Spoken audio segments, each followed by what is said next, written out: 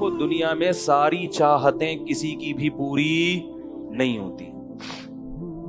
یہ تو ہو ہی نہیں سکتا کہ آپ جو چاہیں وہ ہو جائے. لوگ وزیر اعظم بنتے ہیں جیل میں چلے جاتے ہیں. حقیقت ہے یہ. کہاں کہاں انسان پہنچتا ہے, پھانسی کے پھندوں پہ لٹک جاتے ہیں اور معلوم نہیں کیا کیا ہوتا ہے. تو ساری چاہتیں نہیں پوری ہونے والی ہیں آپ کی. تو اب حل کیا ہے اس کا کہ بھئی ہر خواہش پوری کرو, یہ تو ہو نہیں سکتا. تو بھئی سمجھوتا کر لو. کیا خیال ہے؟ جب بھی کوئی مصیبت آئے پہلے تو کوشش کرو مصیبت نہ آئے. اپنی حماقتوں ایسی کام نہ کرو جس سے ٹینشن والا معاملہ پیدا ہو. میں نے بتایا تھا نا جمعے کے بیان میں, لڑکیوں سے دوستی لگانا, یہ چیزیں آپ کی ٹینشن میں اضافہ کریں گی, کمی نہیں کریں گی. حقیقت ہے یہ. تو یہ چرس پی رہا ہے, چرسیوں میں اٹھ رہا بیٹھ رہا ہے, چرس پینے سے ٹینشن بڑھتی ہے, کم نہیں ہوتی. جب نہیں ملے گی تو پاگل ہوگا نا. تو وہ کام, ایسے کام کرنا جس سے آپ غریب آدمی ہو لیکن رہنا اپنے مالداروں کے علاقے میں شروع کر دیا, اس سے ٹینشن بڑھے گی, احساس کمتری کا شکار ہو جاؤ گے. یار اس کے پاس بھی گاڑی, یار اس کے پاس کرولا, میرے پاس رکشا, خام خواہ. تو آپ کو چاہیے تھا کہ جب آپ رکشا ہے تو ایسے علاقے میں جاؤ جہاں سب کے پاس کیا ہے, رکشا ہے.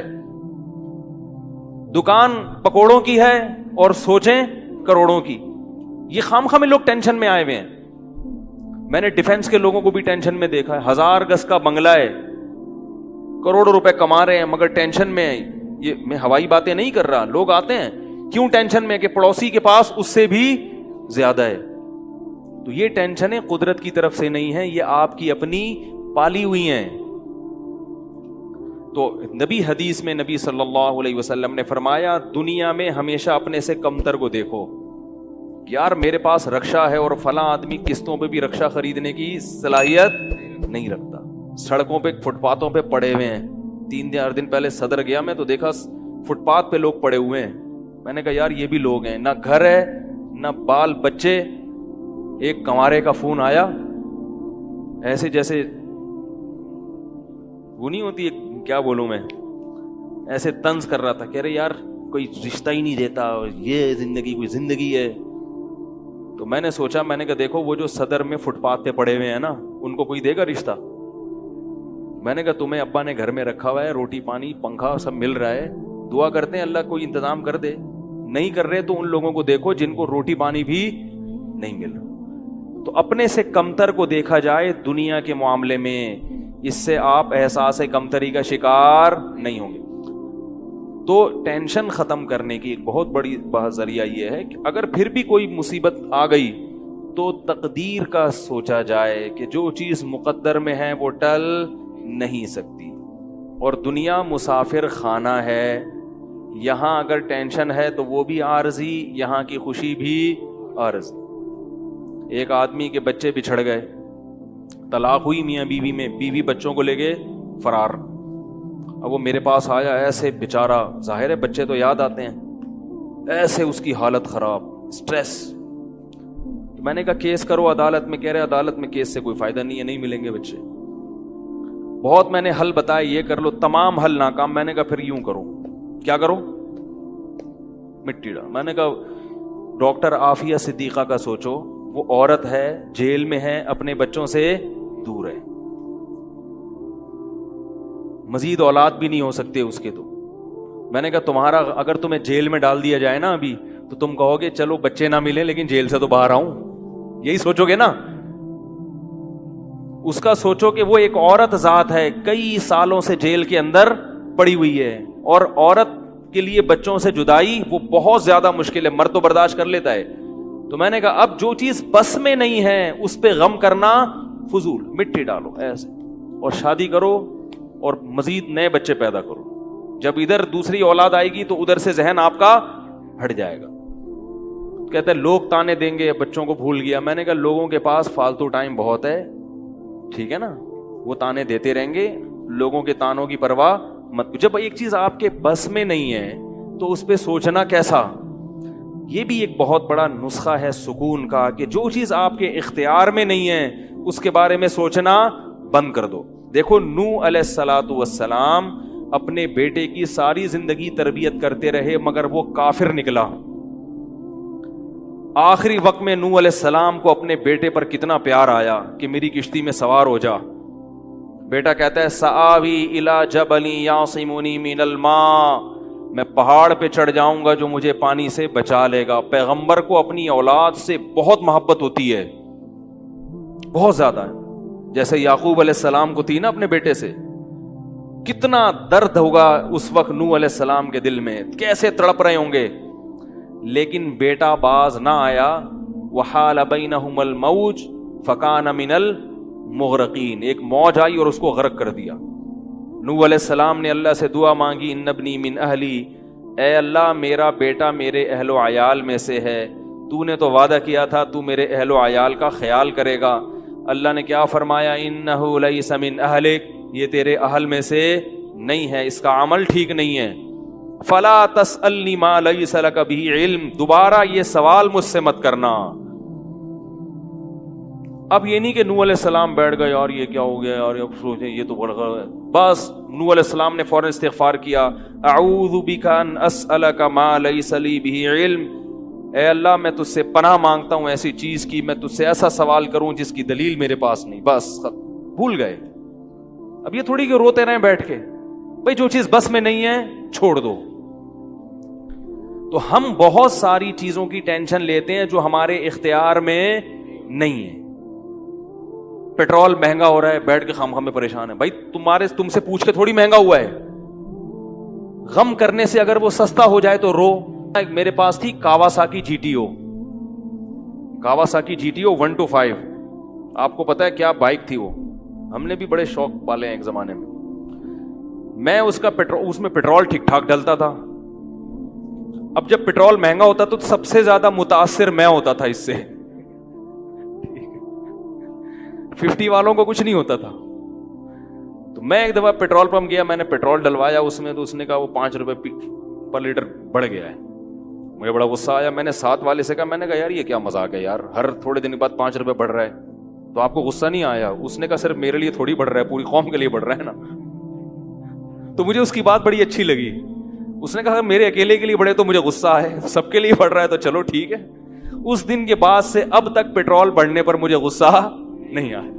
میں یہی کہتا ہوں یار مجھے ٹینشن لینے سے کیا ملے گا. 100 روپے لیٹر بڑھ جائے، زیادہ زیادہ یہ ہوگا، بہت زیادہ بڑھے گا تو گاڑی بیچ دو. بھائی نہیں ہمارے کنٹرول سے باہر ہو گئی ہے، گاڑی بیچ دو، دوبارہ آ جاؤ، ٹیکسی پہ آ جاؤ، پھر بھی ہے تو پھر رکشے پہ آ جاؤ، پھر چنچی پہ آ جاؤ، پھر پیدل ہو جاؤ. جو چیز اختیار میں نہیں ہے اس کی ٹینشن لینا حماقت ہے. بات آ رہی ہے سمجھ میں؟ اسی طرح یاد رکھو اولاد کی تربیت کا معاملہ ہے. ہمارے ہاں جو لوگ نئے نئے دیندار بنتے ہیں یا پرانے بھی، وہ چاہتے ہیں میرا گھر 100% خلفائے راشدین جیسا بن جائے، جبکہ بیگم پہ کنٹرول نہیں ہوتا، وہ الگ سمت میں جا رہی ہوتی ہے. اب آپ نے ڈنڈا چلانا شروع کر دیا، بچے باغی ہونا شروع. وہ بجائے دین پہ آنے کے ابا کو مکھنچو سمجھنا شروع کر دیتے ہیں اور بغاوت پھیلتی ہے. تو بھائی آپ اعتدال سے تربیت کی کوشش کرو. ہو گئی ٹھیک ہے، نہیں ہوئی ہم سے نہیں سوال ہوگا، ہم جو کر سکتے تھے ہم نے کر لیا. تو ہم نے نا بہت ساری چیزیں، یہ ہو رہا ہے معاشرے میں غلط، یہ ہو رہا ہے، وہ والے وہ جماعت کیوں آ گئی، وہ جماعت کیوں آ گئی، وہ فلاں فرقہ کیوں بڑھ رہا ہے، یہ والے کی کم ہو رہے ہیں، وہ زور سے آمین کیوں کہہ رہے ہیں، وہ آہستہ آمین کیوں کہہ رہے ہیں، ٹھیک ہے نا، وہ رفع الیدین کیوں کر رہا ہے، وہ رفع کیوں نہیں کر رہا. میرا ایک اصول ہے، میں جب کسی ٹاپک پر بیان کرتا ہوں تو مجھے جب بھی کوئی ایسے اختلافی مسائل پر بیان ہوتا ہے نا، تو اکثر لوگوں کے پھر واٹس ایپ پہ میسج آنا شروع ہوتے ہیں، آپ نے جو یہ بیان کیا اس میں یہ والی بات، حالانکہ اس بات کا جواب اس میں موجود ہوتا ہے. تو میں پھر مزید جواب نہیں دیتا، میں کہتا ہوں پورا بیان سنیں. وہ پھر جواب بھیجتے ہیں کہ ہم نے پورا بیان سنا ہے. میں کہتا ہوں دوبارہ سنیں. کہتا ہے سنا تو ہے، مجھے جواب نہیں ملا، جبکہ مجھے پتا ہوتا ہے جواب اس میں ہے. میں کہتا ہوں پھر تیسری بار دوبارہ سنیں، کیونکہ اس سے زیادہ کہ ہم مکلف نہیں. اب یہی تھوڑی کہ ایک ہی چیز کو لے کے پھر وہی سوال وہی جواب وہی سوال وہی جواب. پبلک کے پاس تو ٹائم ہے، وہ تو کرتے رہیں گے اور آپ کی صلاحیتیں بیکار ضائع ہوتی رہیں گی. بھائی ہم جب ایک ٹاپک پر بات کی، پورا کور کیا اس کو، مجھے اچھی طرح معلوم ہے آپ کے ان تمام سوالات کا جواب اس میں موجود ہے. اب بار بار سوال کرو گے تو ہم نئے سرے سے جواب دے کے ٹائم ضائع. یہ ٹینشن ہے خامخواہ کی کیوں پالیں؟ ٹینشن پتہ ہے کیا ہوتی ہے؟ ٹینشن یہ ہوتی ہے کہ یار اتنی تفصیل سے میں نے بیان کیا پھر بھی لوگوں کی سمجھ میں نہیں آ رہا. ہائے یہ کیا یار، یہ کیا؟ اس سے آپ خامخواہ میں آپ کے سر کے بال غائب ہوتے رہیں گے. تو ہم یہی کہیں گے اے اللہ ہم سے جو ہو سکا تھا ہم نے کر دیا. اب سمجھ میں آنا سمجھانا کس کے بس میں ہے؟ اللہ کے بس. نبی کی بات سب کی سمجھ میں نہیں آئی، اور اللہ تعالیٰ نے نبی کو کتنی تسلیاں دی ہیں قرآن میں. نبی کو بار بار کہا کہ آپ جو سمجھا رہے ہیں پھر بھی یہ نہیں سمجھ رہے تو ٹینشن نہ لیں.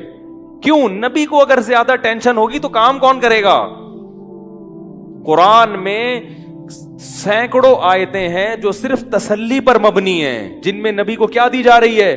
تسلی. لعلک باخع نفسک علی آثارہم، کہیں ایسا نہ ہو کہ ان کی ہدایت کے پیچھے آپ کی جان ہی ہلاک ہو جائے، یعنی غم سے. کیونکہ نبی صلی اللہ علیہ وسلم حیران ہوتے تھے کہ ان کو میں نے معجزے بھی دکھا دیے اور میں نے بتایا کہ یہ بت ہیں جو نہ سن سکتے ہیں، نہ دیکھ سکتے ہیں، نہ بول سکتے ہیں، ہر طرح سے سمجھا دیا. ٹھیک ہے. اور میری 40 سالہ زندگی بھی انہوں نے دیکھی کہ زندگی میں کبھی میں نے جھوٹ نہیں بولا، امین اور صادق مشہور ہوں. اور یہ پیغمبروں کا انتظار بھی کر رہے تھے کہ ایک نبی آنے والا ہے. سب چیزیں ہو گئیں پھر بھی نہیں مان رہے تو ٹینشن تو ہوتی ہے نا. تو قرآن نبی کو کیا کہہ رہا ہے کہ مزید ٹینشن لیں؟ نہ قرآن ٹینشن کیا کر رہا ہے؟ کام. نہ ٹینشن نہ لیں، ٹینشن نہ لیں. ما انت علیہم بمسیطر، آپ ان پر نگہبان نہیں ہیں، داروغہ نہیں ہیں، گن پوائنٹ پہ نہیں لائیں گے آپ کسی کو، آپ سے سوال نہیں ہوگا. آپ بلغ ما ارسل الیک من ربک، آپ کا کام ہے پہنچانا. یہاں تک کہ اپنے سگے چچا ایمان نہیں لے کر آ رہے جنہوں نے آپ کو پالا بچپن سے. چلو وہ تو دشمن تھے، وہ ایمان نہ لائیں تو انسان صبر کرتا ہے، یہ تو دشمن ہے. اپنے سگے چچا جنہوں نے بچپن میں پالا، کفالت کی آپ کی، 3 سال رسول اللہ صلی اللہ علیہ وسلم کا بائیکاٹ کیا ہے قریش نے، کھانا پینا بند کر دیا، شعب ابی طالب کی گھاٹی میں بند کر دیا بنی ہاشم کو کہ ان کا 3 سال تک کوئی لنک نہیں ہوگا ان سے، تاکہ یہ رجوع کریں اپنے دین سے. ابو طالب بھی آپ صلی اللہ علیہ وسلم کے ساتھ اس گھاٹی میں بند ہوئے، ایمان نہیں لائے مگر اپنے بھتیجے کا ساتھ دیا. اتنے اچھے چچا لیکن ایمان نہیں لائے. کیسا نبی کا دل کڑتا ہوگا کہ نہیں ہوگا؟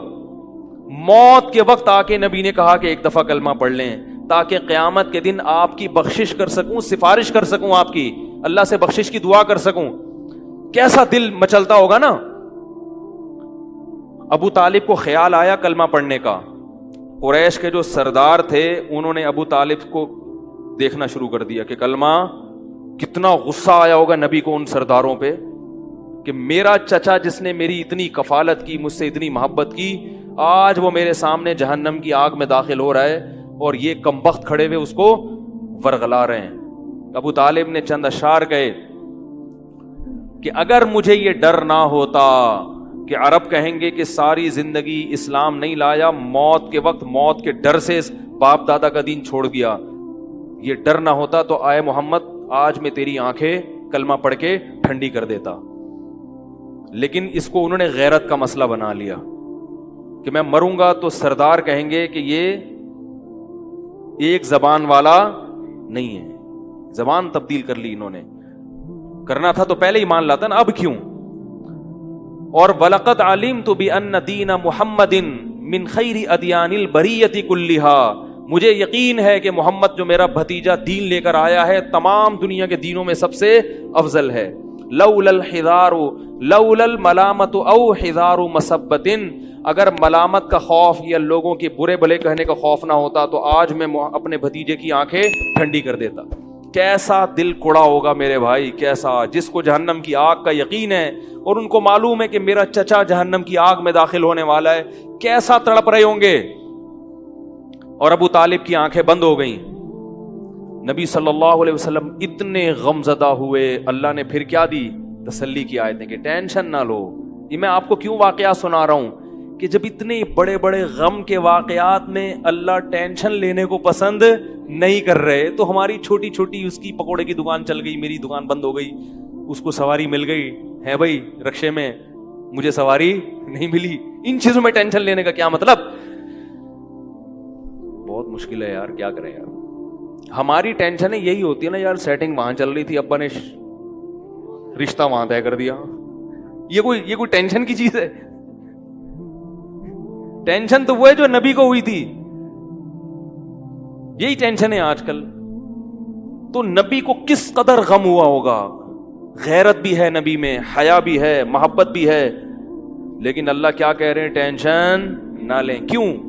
وہی اصول جو میں نے آپ کو بیان کیا کہ جو چیز اختیار میں نہیں ہے اس پر ٹینشن نہیں لینی چاہیے. انک لا تہدی، یہ آیتیں نازل ہوئیں، من احببت ولکن اللہ یہدی من یشاء.